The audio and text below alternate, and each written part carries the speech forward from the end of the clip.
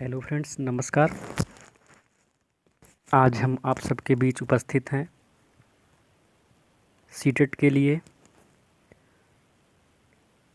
EVS NCERT के लिए,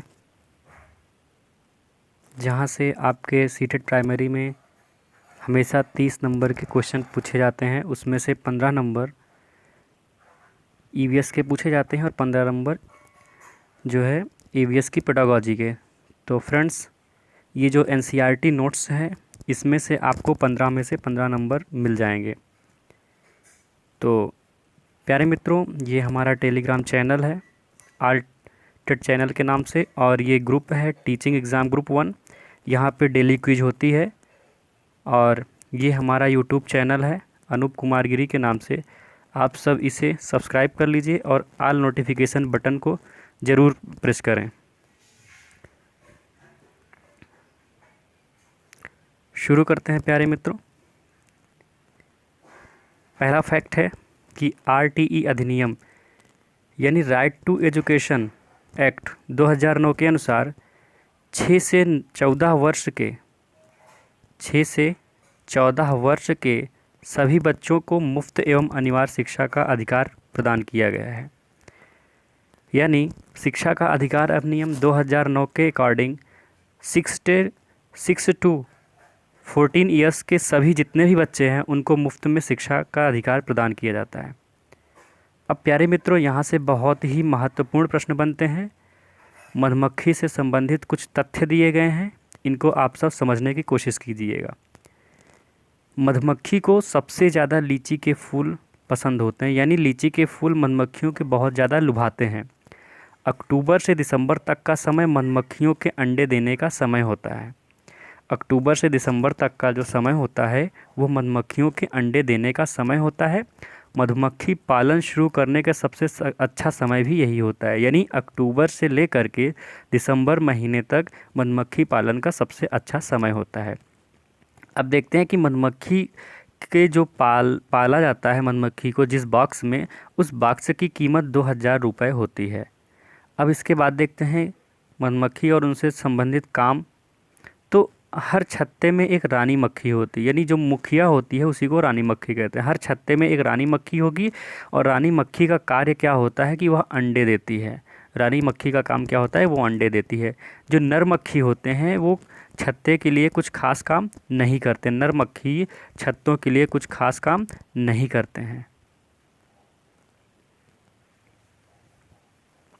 छत्ते में काम करने वाली मक्खियाँ दिन भर काम करती हैं, यानी कामगर वाली मजदूरी मक्खियाँ अलग होती हैं। जो नर मक्खी होते हैं वो बिल्कुल काम नहीं करते हैं। छत्ते में जो काम करने वाली मक्खियाँ होती हैं वो दिन भर काम करती हैं।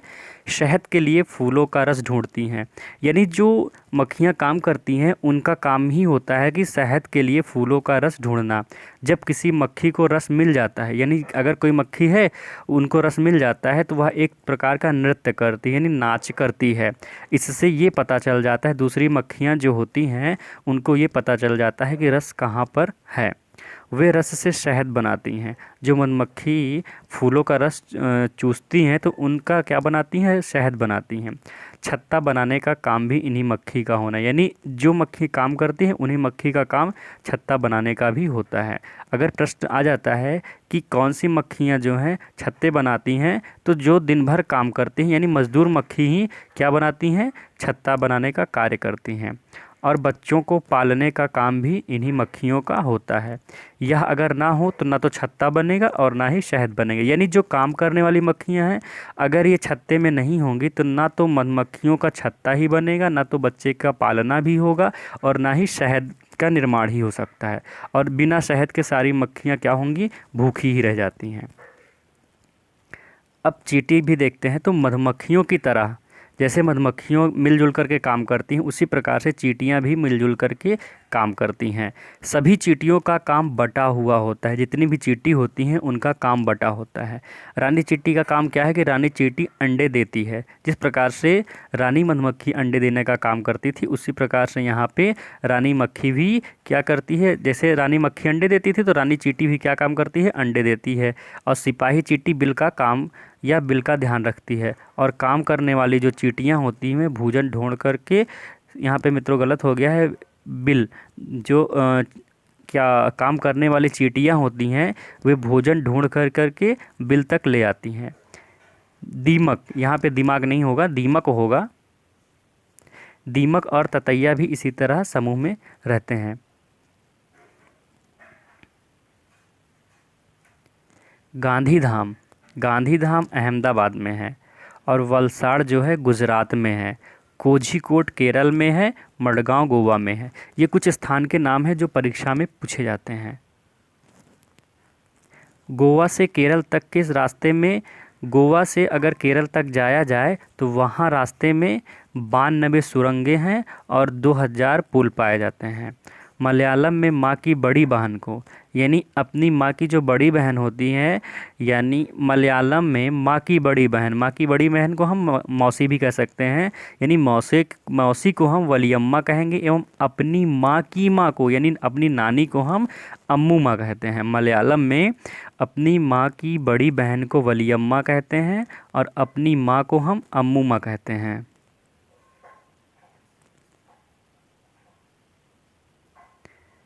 केरल के कई भागों में,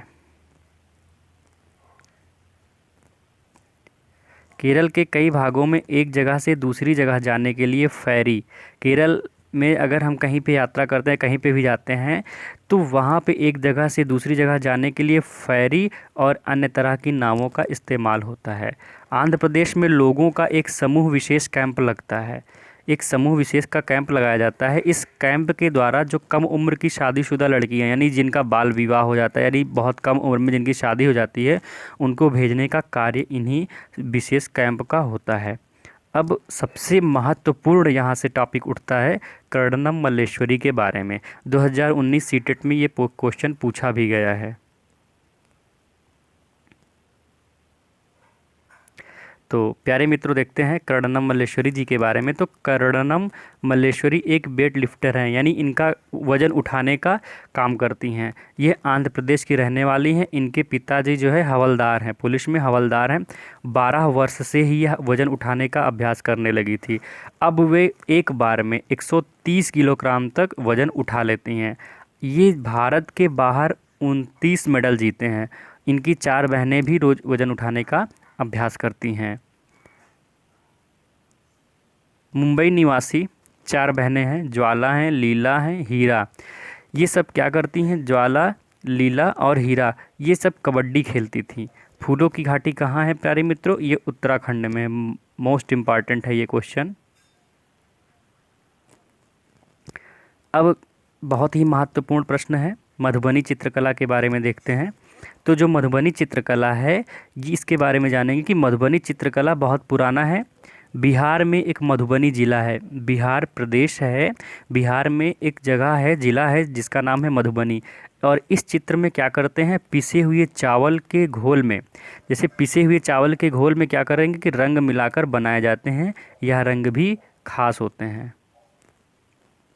इन्हें बनाने के लिए नील, जो मधुबनी का चित्र बनता है, जो रंगोली बनती है, इन्हें बनाने के लिए नील, हल्दी, फूल, पेड़ों के रंग आदि का इस्तेमाल लाया जाता है। चित्र में क्या कौन कौन हो सकते हैं? चित्र जो मतलब इसकी चित्रकला होती है, रंगोली बनती है, इसमें इंसान, पेड़, जानवर, फूल, पंछी और मछलियाँ, अन्य कई प्रकार के जंतु इसके साथ में बनाए जाते हैं। अब कुछ फूलों के बारे में देखते हैं जिनकी सब्जियां बनती हैं। उत्तर प्रदेश में, यानी अपने प्रदेश में, यूपी में कचनार के फूल की सब्जी बनाई जाती है। केरल में केले के फूलों की सब्जी बनती है और महाराष्ट्र में सहजन के फूलों की सब्जी बनती है। गुलदावरी, जीनिया फूलों से रंग बनाए, यानी प्राकृतिक जो रंग होता है वो कहाँ से मिलता है? गुलदावरी और जीनिया के फूलों से मिलता है। उन रंगों से कपड़े भी रंगे जाते हैं। अब हम एक छोटा सा नुस्खा देख लेते हैं कि गुलाब जल और गुलाब जल में ग्लिसरीन दोनों का अनुपात जो होगा, रेशियो होगा, वो बराबर मात्रा का होगा। यानी गुलाब जल और ग्लिसरीन बराबर मात्रा में मिलाकर शीशी में भर लेते हैं।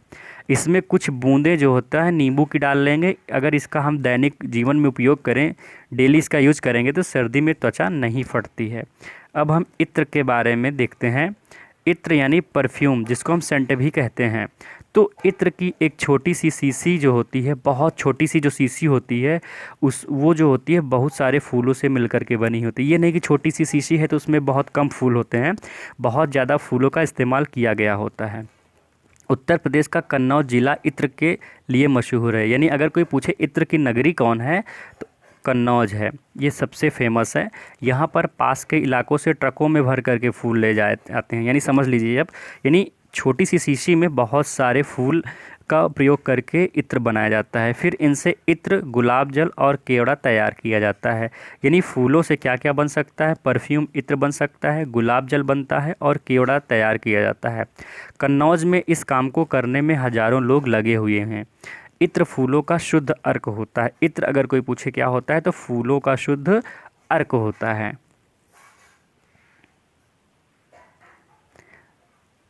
डेरा गाजी खान कहाँ पे है? पाकिस्तान में है। कीकर एवं नीम की लकड़ियों में दीमक नहीं लगते हैं। सोहना गांव हरियाणा में है। वेलवनिका गांव कर्नाटक में है। प्याज की खेती के बारे में देखेंगे प्यारे मित्रों। प्याज की खेती कैसे करते हैं? तो प्याज की खेती के लिए क्या करते हैं कि खूंटे की मदद से क्या करेंगे, खेत की मिट्टी को नरम किया जाता है। यानी कि खुरपी की मदद से या फावड़े की मदद से, जो भी कह लीजिए, यानी खूंटी की मदद से हम क्या करते हैं, मिट्टी को नरम करते हैं। कुरगे का मतलब हल होता है। कुरगे जो होता है हमारे यहाँ इसको हल बोलते हैं। प्याज के बीज बोने के लगभग 20 दिन के बाद, जब प्याज बो दिया जाता है तो उसके 20 दिन के बाद खेत में छोटे छोटे पौधे निकल आते हैं। अब और पत्ते जब पीले होने लगते हैं, पीले होने के बाद प्याज क्या करते हैं, निकाले जा सकते हैं। इलिगे की मदद से प्याज को क्या करते हैं, उसको प्याज को इलिगे की मदद से क्या किया जाता है, अलग किया जाता है। गीजू भाई बदेखा गुजरात के निवासी हैं। वे बच्चों के लिए मज़ेदार किस्से और कहानियाँ एवं पत्र लिखते थे। चिड़िया एवं उनके घोंसलों से संबंधित यहाँ कुछ हम तथ्य देखते हैं। इस क्वेश्चन में से तो हर बार एक क्वेश्चन पूछा जाता है, ये बहुत ही इम्पॉर्टेंट है। चिड़िया एवं घोंसलों के बारे में देखेंगे। पहला है कलचिड़ी। कलचिड़ी को इंग्लिश में हम इंडियन रोबिंग के नाम से भी जानते हैं। ये कलचिड़ी क्या करती है, पत्थरों के बीच में जो खाली जगह होती है, जैसे पत्थर होते हैं सड़क पे या कहीं पे भी, तो उनके बीच में जो खाली जगह होगी, कलचिड़ी वहीं पे अंडे देती हैं। इनका घोंसला घास का बना होता है।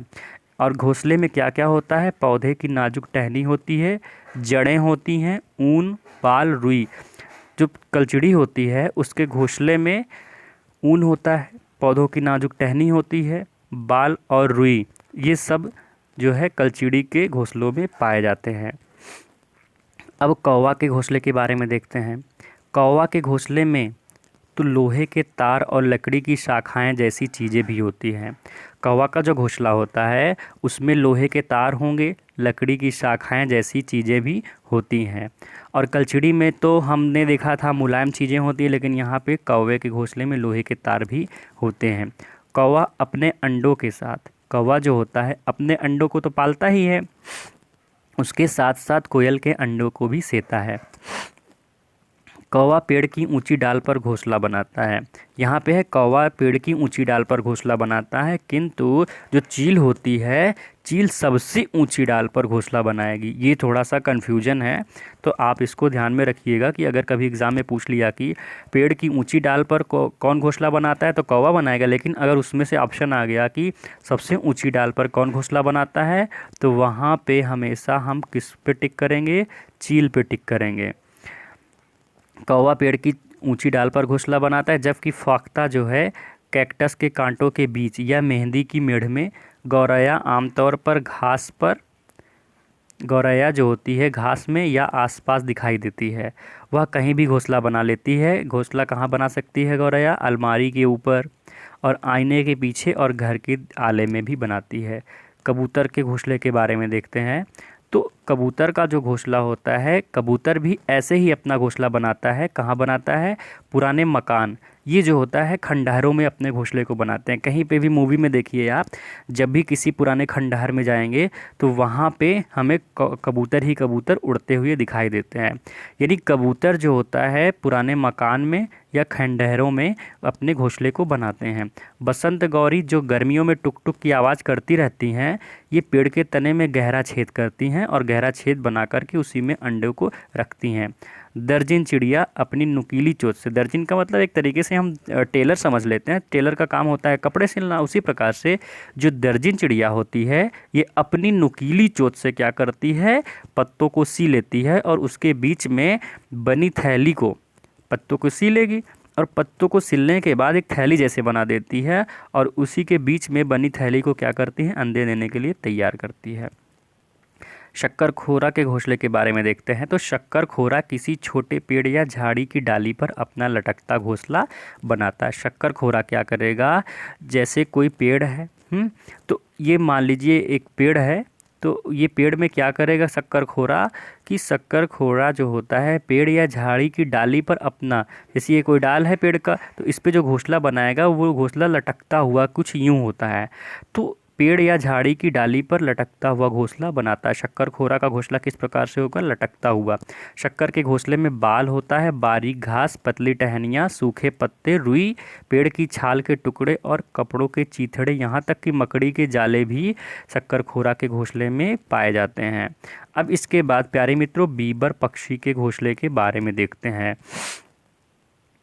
तो बीबर पक्षी के बारे में देखेंगे, उसका घोंसला कैसे होता है। सभी नर बीवर, जितने भी नर वीवर होते हैं अपने अपने घोंसले बनाते हैं। फिर क्या करेगी, मादा वीवर क्या करती है, उन सभी घोंसलों को देखती है और उनमें से जो उसको सबसे अच्छा लगता है उसी में वे अंडे देती है। यानी नर वीवर घोंसलों बनाने के काम करते हैं और घोंसला का निरीक्षण करती है मादा वीवर, जो उसको पसंद आता है, जो उसको सबसे अच्छा घोंसला लगता है उसी में वो अंडे देती है। पक्षियों के बहुत सारे दुश्मन भी होते हैं, उन दुश्मनों से हम मनुष्य भी हैं, दूसरे जानवर भी हैं। कौवा, गिलहरी, बिल्ली और चूहे मौका देखते ही अंडों को क्या करते हैं, चुरा लेते हैं और कई बार ये सब जानवर क्या करते हैं, घोंसले को तोड़ भी देते हैं। अब इसके बाद ये भी बहुत ही इम्पॉर्टेंट है, ये भी मोस्ट इम्पॉर्टेंट है, अत्यधिक महत्वपूर्ण है, जानवरों के दांत और उनसे संबंधित महत्वपूर्ण तथ्य। गाय के बारे में देखेंगे, गाय के दांत के बारे में। तो गाय के जो दांत होते हैं, आगे के दांत बहुत छोटे होते हैं। ये जो आगे के दांत होते हैं ये पत्तों को काटने के लिए, घास चबाने के लिए।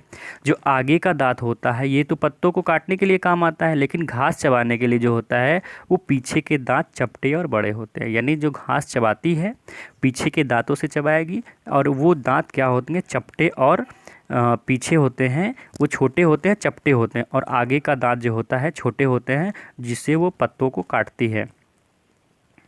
सारे मित्रों, पीछे का दांत जो होता है वो गाय का बड़ा होता है और आगे का दांत छोटा होता है। बिल्ली के बारे में देखते हैं, बिल्ली के दांत के बारे में। तो बिल्ली के दांत नुकीले होते हैं जो मांस को फाड़ने और काटने के काम आते हैं। सांप का दांत, तो सांप के दांत नुकीले होंगे लेकिन ये दांत से नहीं खाता है सांप। सांप अपने शिकार को क्या करता है, पूरा पूरा निगल जाता है। गिलहरी के बारे में देखेंगे, तो गिलहरी तो कुतरती ही रहती है सब चीज़ों को। तो गिलहरी के दांत क्या होते हैं, हमेशा बढ़ते रहते हैं। क्यों बढ़ते रहते हैं, दांत से काटने और कुतरने के कारण इनके दांत घिसते रहते हैं और घिसते भी रहेंगे और बढ़ते भी रहते हैं। तो बाजार गांव महाराष्ट्र में है, होलगुंडी गांव जो है कर्नाटक में, यहाँ पे कुंडी होना चाहिए था। भीमा संघ से भी कभी कभी पूछ लेता है। तो भीमा संघ क्या है, बच्चों की एक पंचायत होती है। रेगिस्तानी ओक के बारे में देखते हैं, तो ये भी बहुत ही इम्पॉर्टेंट है, रेगिस्तानी ओक से भी प्रश्न बनते हैं। तो रेगिस्तानी ओक कहाँ पाए जाते हैं, ऑस्ट्रेलिया में। ये मत समझ लीजिए ये रेगिस्तान है तो ये राजस्थान या कहीं पे रेगिस्तान में पाए जाते हैं, नहीं, ये रेगिस्तानी ओक जो है ये ऑस्ट्रेलिया में पाया जाएगा। रेगिस्तानी ओक ऑस्ट्रेलिया में पाया जाता है। इसमें जो होता है पत्ती बहुत कम होती है। इसके तने के अंदर इसकी खासियत क्या होती है, इसके तने के अंदर पाइप डाल करके वहाँ के लोग पानी निकालते थे और इसकी जो तने की पृथ्वी के अंदर ज़मीन के नीचे लगभग 30 फीट तक नीचे जा सकती है और इसकी लंबाई जो होती है 10 से 20 फीट, 10 से 12 या 14 फीट तक हो सकती है। बिहू के त्यौहार के बारे में देखते हैं। तो बिहू का जो त्यौहार होता है वह तो असम में मनाया जाएगा। बिहू का त्यौहार असम में मनाया जाता है। तो भेलाघर जो होता है, भेलाघर बांस का बना होता है। बिहू के त्यौहार में क्या क्या चीज़ें लगती हैं, कैसे करते हैं उसके देखते हैं। तो भेलाघर जो होता है बांस का बना होता है। बिहू, बिहू क्या है कि माघ बिहू 14 जनवरी को मनाया जाता है। ये असमिया कैलेंडर के 10वें महीने, असम का जो कैलेंडर है उसके 10वें महीने माघ की प्रथम एवं द्वितीय तिथि को मनाया जाता है। और जो बिहू का त्यौहार होता है उसके पहले दिन को अपन उरुका बोलते हैं। पहले दिन को हम क्या बोलेंगे? उरुका बोलेंगे। इस दिन अस्थाई यानी टेम्पररी, तो इस दिन अस्थाई शेड मानी छप्पर बनाते हैं जिसे भेला घर कहते हैं। सामूहिक भोजन का आयोजन करते हैं। बोरा, बोरा क्या होता है? असम में खाए जाने वाले चावलों की एक किस्म है। अगर कोई पूछे कि बोरा क्या है तो असम से संबंधित है, तो वो बोरा क्या है कि असम में खाए जाने वाले चावल की एक किस्म है जो पकने के बाद, चावल पकने के बाद क्या होती है? चिपचिपी हो जाती है। रात के खाने में चेवा चावल मिलता है। इसके बाद हम देखते हैं कि चेवा चावल कैसे बनाते हैं, यानी चेवा चावल को तैयार कैसे किया जाता है। तो चेवा चावल तैयार करने के लिए सबसे पहले हम तावों, तावों का मतलब होता है कढ़ाही। अगर आ गया पेपर में कि तावों क्या होता है, तावों का मतलब कढ़ाही। चेवा चावल बनाने के लिए क्या करेंगे? तावों को आग पर रख कर उसमें पानी उबाल लेंगे। सबसे पहले क्या करेंगे? तावे को आग में रखेंगे और उसको पानी में उबाल लेते हैं। उस पर भीगे हुए चावल से भरी हुई कढ़ाई रखेंगे, फिर उसे केले के पत्ते से ढक देते हैं। या क्या करेंगे कि तावे को आग पर रखकर उसमें पानी उबालेंगे और उस पर रखेंगे भीगे हुए चावल। पानी उबलेगा और उस पर क्या करते हैं? भीगे हुए चावल को रख देंगे और उस कढ़ाई में चावल को भर करके रख देते हैं। फिर उसे केले के पत्ते से ढक देंगे। चावल को क्या करेंगे? कढ़ाई को, चावल की भरी कढ़ाई को केले के पत्ते से ढक देते हैं और थोड़ी देर में चेवा चावल क्या होता है? बनकर रेडी हो जाता है। ज़्यादातर औरतें जो है पात और मेखला चादर पहनी होती हैं। इस यहाँ पे जब त्यौहार मनाया जाता है तो ज़्यादातर औरतें क्या पहनती हैं? पात और मेखला चादर। सबको केले के पत्तों पर भोजन परोसा जाता है। ये इम्पॉर्टेंट है कि सबको केले के भोजन पे ही खाना परोसा जाएगा। सुबह उठकर मेजी और भेला घर क्या करते हैं? जलाते हैं। भात शुक्तो, भात शुक्तो का मतलब होता है, भात का मतलब तो चावल होता है और शुक्तो का मतलब रसे वाली सब्जी होती है। अगर कोई पूछे लंगर क्या है, तो लंगर होता है गुरुद्वारों में एक साथ मिलकर के खाना पकाने और खाने को हम क्या कहेंगे? लंगर कहते हैं। पोचमल्ली से संबंधित हम देखते हैं, बुनाई देखते हैं, ये भी इम्पॉर्टेंट ही है। पोचमल्ली की बुनाई के बारे में समझेंगे तो मुक्तापुर, मुक्तापुर गांव तेलंगाना राज्य के पोचमल्ली ज़िले में है। मुक्तापुर गांव तेलंगाना राज्य के पोचमल्ली कस्बे के पास है।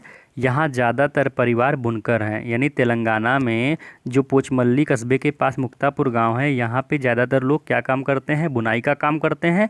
इसलिए इस बुनाई को हम किस नाम से जानते हैं? पोचमल्ली। यानी पोचमल्ली में ही बुनाई वाला कार्य होता है, तो इस वजह से हमें इसको पोचमल्ली के नाम से, पोचमल्ली की बुनाई के नाम से ही इसको हम जानने लगे हैं। करघे में कई सुइयाँ होती हैं।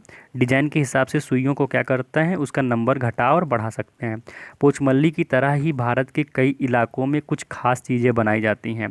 पोचमल्ली के जैसे ही क्या करते हैं? भारत के कई इलाकों में कुछ खास चीज़ें बनाई जाती हैं। इन चीज़ों के नाम उन्हीं इलाकों से मशहूर हैं, जैसे कुल्लू की शॉल। उदाहरण के लिए जैसे कुल्लू की शॉल, मधुबनी की पेंटिंग, ये उनके स्थानों से ही संबंधित हैं। कुल्लू एक जगह का नाम है और वहाँ की शॉल बहुत ही प्रसिद्ध है। मधुबनी बिहार का एक जगह है और मधुबनी की पेंटिंग बहुत ही फेमस है, प्रसिद्ध है। असम की सिल्क और कश्मीरी कढ़ाई। तो मित्रों, ये प्रश्न यहाँ पे समाप्त होते हैं। आप हमारे टेलीग्राम चैनल को ज्वाइन कर लीजिए, जो आलटेड चैनल के नाम से आपको टेलीग्राम पे मिलेगा। हमारा ग्रुप है टीचिंग एग्ज़ाम ग्रुप, और ये टीचिंग एग्ज़ाम ग्रुप फिर डेली क्विज होती हैं सीटेट और टेट से संबंधित और भी टीचिंग एग्ज़ाम से संबंधित। और ये हमारा टेलीग्राम का चैनल है और ये ग्रुप है। प्यारे मित्रों, ये यहाँ पे प्रश्न समाप्त होते हैं। आप हमारे यूट्यूब चैनल जो अनूप कुमार गिरी के नाम से है, इसको आप फॉलो कर लीजिए, इसको सब्सक्राइब कर लीजिए, ऑल प्रेस आइकन को प्रेस कर दीजिए। क्योंकि अगर आप नोटिफिकेशन ऑल पे जब तक नहीं क्लिक करेंगे तो आपको उसके मैसेज नहीं मिल पाएंगे। आप चाहें तो टेट चैनल को भी ज्वाइन कर सकते हैं टेलीग्राम पे। अगर वहाँ पे आपको यूट्यूब से नोटिफिकेशन नहीं मिलता है तो यहाँ पे वही वीडियो का लिंक डाल दिया जाएगा, तो आपको मिल जाएगा। धन्यवाद।